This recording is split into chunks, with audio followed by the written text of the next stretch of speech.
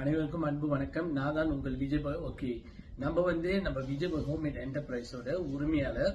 Okay, நான் பாத்தீங்கன்னா 29 August 2023 இருந்து இப்ப வரைக்கும் இந்த கம்பெனியை வழி நடத்தி வந்துகிட்டு இருக்கேன். நம்ம கிட்ட பாத்தீங்கன்னா ஆல்மோஸ்ட் ஒரு 11 ஐட்டம் இருக்கு.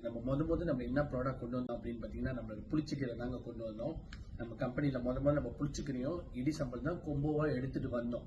அதுக்கப்புறம் பாத்தீங்கன்னா தொடர்ந்து ஒரு ப்ராடக்ட் கொண்டு வந்து இப்ப நம்ம கிட்ட 10 விதமான சாப்பாடு ஐட்டமும் ஒரு பெர்ஃப்யூம், நம்மளோட சொந்த கம்பெனியோட பெர்ஃப்யூமே வச்சிருக்கோம். இந்த ஒரு விஷயத்துல நான் என்ன நினைச்சு ரொம்ப சந்தோஷப்படுறேன். ஏன்னா ஒரு இளம் இளைஞரா இருந்து நான் இவ்வளவு ஒரு ப்ராடக்ட்டுக்கு உரிமையாளரா இருக்கிறப்ப எனக்கு ரொம்ப சந்தோஷமா இருக்கு. எங்க அம்மா அப்பாவுக்கு நான் ஒரு பெரிய சந்தோஷத்தை தேடி கொடுத்துருக்கேன்னு சொல்றதுல எனக்குமே ரொம்ப ரொம்ப சந்தோஷமா இருக்கு. இப்ப வளர்ந்து வர கலைஞர்கள் சொல்றதை விட யூத், வளர்ந்து வரும் இளைஞர்களுக்கு எல்லாமே இந்த மாதிரி கெட்ட வழிக்கு போகாம ஒரு நல்ல வழியில இந்த மாதிரி ஒரு இதுல இருக்கணும் அப்படின்னு சொல்லி என்னோட ரொம்ப நாள் ஆசை. அதுல நான் எல்லாத்துக்கும் ஒரு எடுத்துக்காட்டா இருப்பேன்னு சொல்றதுல எனக்குமே ரொம்ப ரொம்ப சந்தோஷமா இருக்கு. நான் சின்ன வயசுல இருந்தே ரொம்ப என்ன சொல்லுவேன்னா, ரொம்ப பணக்கார குடும்பத்துல வந்தவங்களாம் அப்படி இல்லை. ஒரு மிடில் ஃபேமிலியில இருந்து என்னோட படிப்பெல்லாம் முடிச்சுட்டு அதுக்கப்புறம் எனக்கு படிக்க சான்சஸ் எல்லாம் கிடைச்சு, ஆனா அதெல்லாம் வேணான்னு சொல்லி நான் சிங்கப்பூர்ல வேலை செஞ்சு நமக்குன்னு நம்ம பேர்ல ஒரு பிராண்டை உருவாக்கணும்னு சொல்லி கொண்டு வந்த கம்பெனி தான் இந்த விஜய் பாய் ஹோம்மேட் என்டர்பிரைஸ்ன்றது. எனக்கு ரொம்ப சந்தோஷமா இருக்கு.